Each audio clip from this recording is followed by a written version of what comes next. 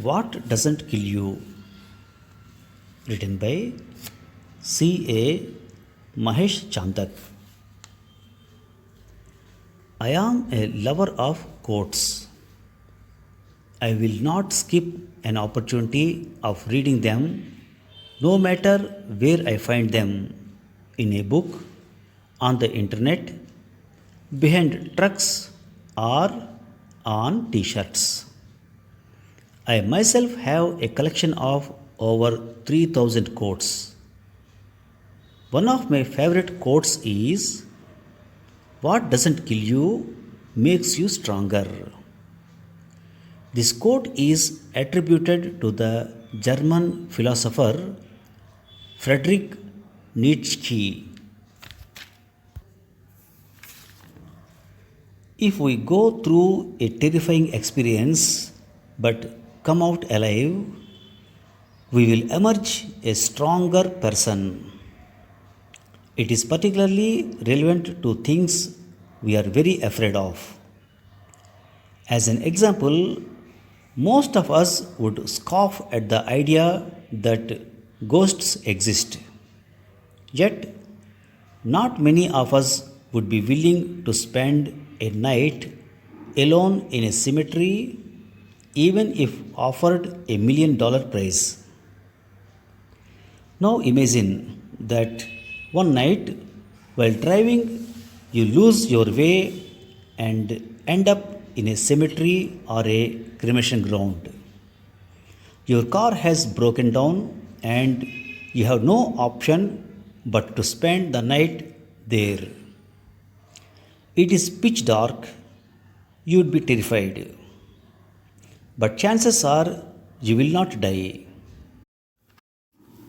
You will live to see another day, and when the sun does come up, you will come out a braver, stronger person. Next time, if you have to spend a night there, you will be much less fearful.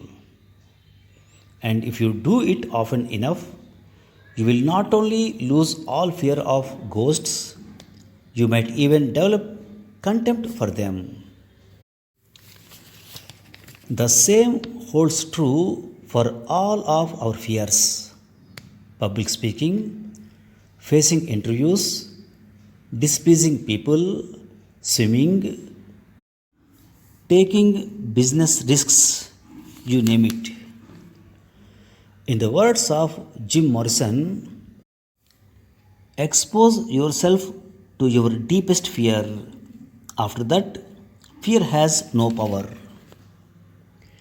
While all this seems noble and empowering, there is a flip side to it as well. When a person commits a crime for the first time in his life, I am sure he is very frightened.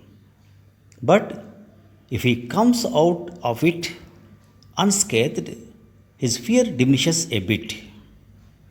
His next crime makes him even bolder. And so it goes on with every successful crime. But what if he is caught? By rights, that should put fear into him.